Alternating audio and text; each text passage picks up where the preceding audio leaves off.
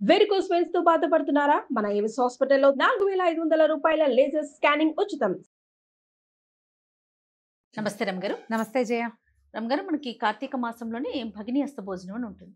అక్క చెల్లెళ్ళకి అన్నదమ్ములు వెళ్ళి భోజనం చేయటం సంస్కృతి అయినా కాకపోయినా రాఖీని మనం కొనసాగిస్తూ ఉన్నాం.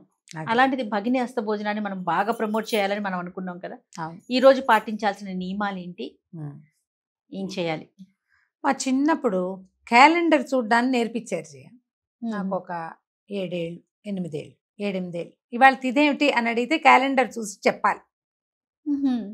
పిల్లలకి నేర్పారు. 7 ఏళ్ళే, అంతకంటే వయసు లేదు. నేను అప్పటికే బాగా పుస్తకాలు చదవడం ధారాళంగా వచ్చింది. అదే తెలుగు శుభ్రంగా బాగా వచ్చింది. ఈ కార్తీక మాసంలో భగిని హస్త భోజనం అనేది ఒక ప్రత్యేకమైన పేరు. అదొక పండగ.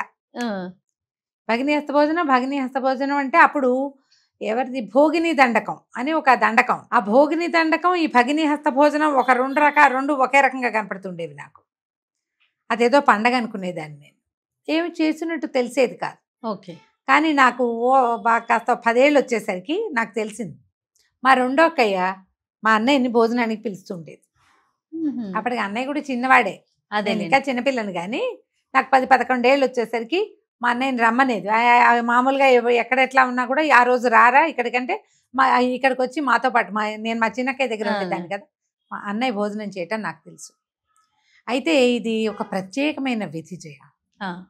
మనకి రాఖీ పండగ చూడు, నార్త్ ఇండియా అంతా చేసుకుంటాం. నిజానికి మన ద్రవిడియన్ కల్చర్లో మనకి ఇటువైపు దక్షిణ భారతదేశంలో ఈ అక్క చెల్లెళ్ళు అన్నదమ్ములకి రక్షాబంధనం చేయటం అనే విధి అసలు లేనే లేదు మనకి.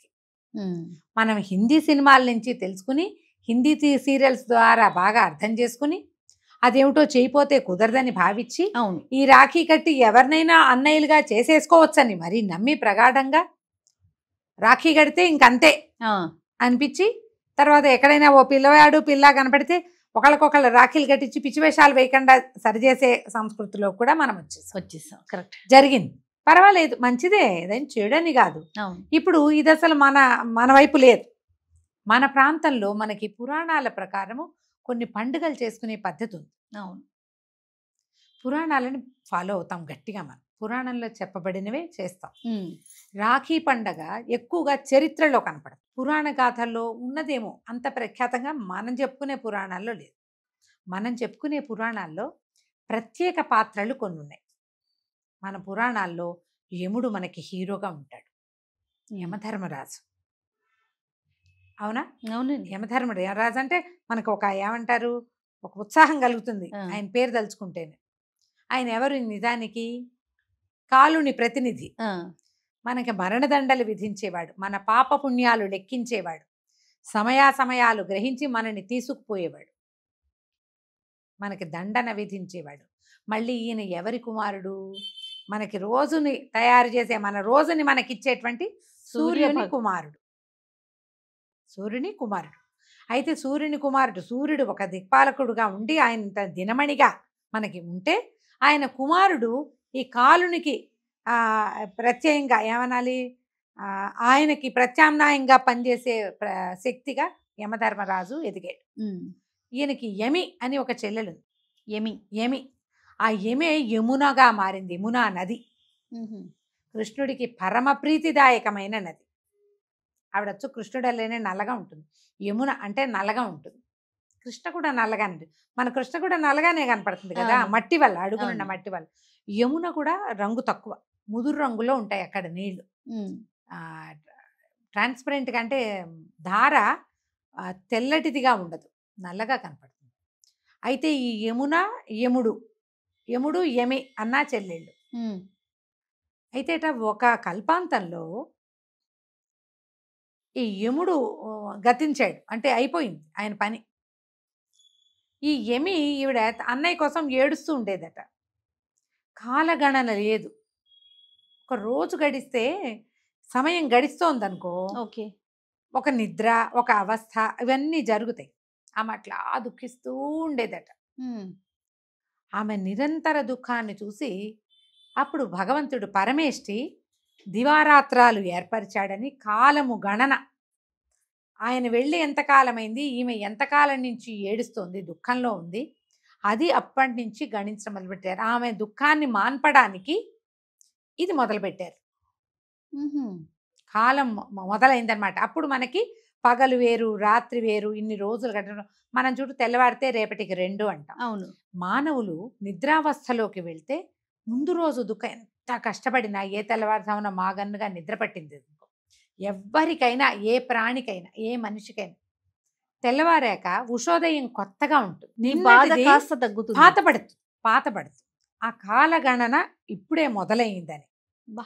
ఈ రోజున మొదలైందని ఒక కథనం చెప్తారు. అది తర్వాత ఇట్లా కాలం ఎంత కాలమో అయిపోతే ఆమె వాళ్ళ అన్న కనపడలేదని దుఃఖిస్తుందని ఈ రోజున ఆయన వచ్చాడట ఆమె కోసం. వస్తే అప్పుడు అన్న చెల్లెళ్ళు కలుసుకున్నారు. ఈ కథనం కూడా చెప్పబడుతుంది. మొదలయ్యేసరికి యమధర్మరాజు యమునా నది దగ్గరికి, యమి దగ్గరికి వచ్చాడు. వస్తే ఆమె చాలా సంతోషించి తన అన్నకి ఆతిథ్యం ఇచ్చింది.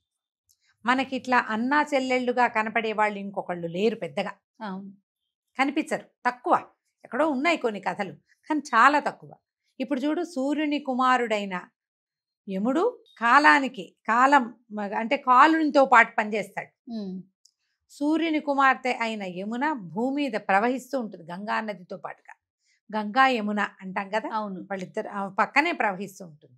ఇట్లా ప్రత్యేకమైన వ్యక్తులిద్దరూ ఈ రోజున కలుసుకున్నారు.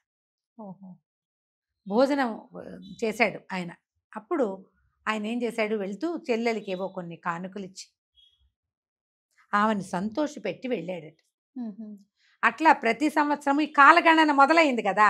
అప్పుడు ఇట్లాగా వారాలు, నెలలు, ఋతువులు, సంవత్సరాలు, ఈ గణన అంతా అప్పటి నుంచే స్టార్ట్ అయింది వీళ్ళిద్దరు కలుసుకున్నప్పటి నుంచి.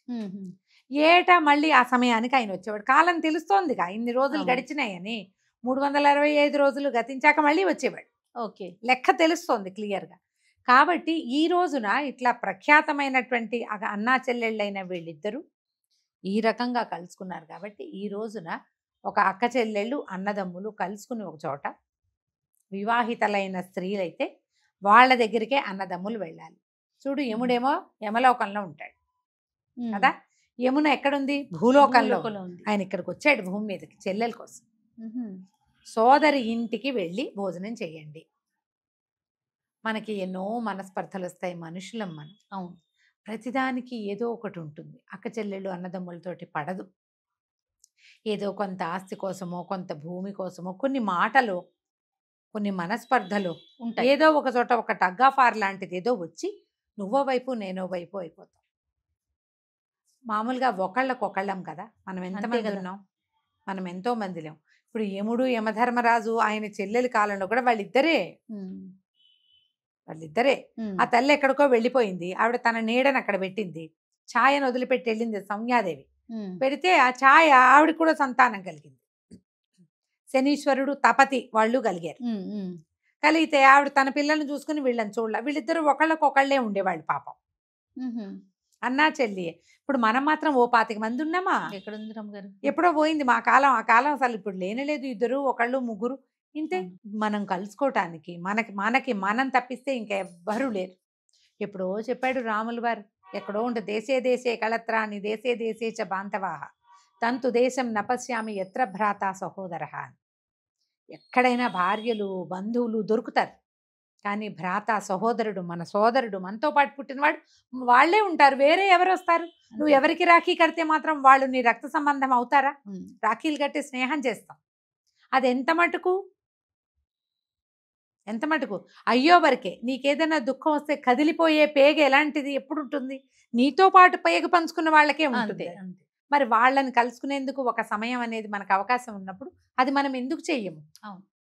అక్క చెల్లెళ్ళు వాళ్ళ ఇంటికి వెళ్ళే వీల్లేదు, అక్కయ్యలే తమ్ముడింటికి రావచ్చు.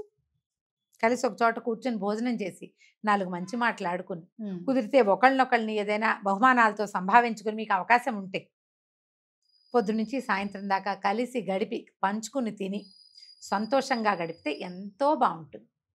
అది ఇట్లా పర్వదినం కాబట్టి, కార్తీక మాసం కాబట్టి పర్వదినాల్లో కలుసుకోవటం కూడా మంచిదే.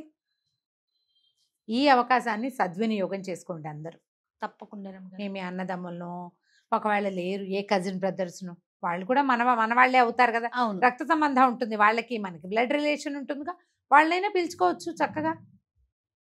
ఎవరినైనా పిలుచుకుని నలుగురు కలిసి ఒక చోట భోజనం చేసి ఒక మంచి మాట్లాడుకుంటే బాగుంటుంది. ఇది ఒక ప్రత్యేకమైన పర్వం కాబట్టి దీన్ని ఉపయోగించుకోండి. దీనివల్ల వచ్చే లాభాన్ని అందరూ పొందండి. అవకాశం ఉంటే మీ పద్ధతి ప్రకారం చేసుకోవచ్చు. తప్పకుండా రమగారు. నమస్తే. నమస్తే చేయండి.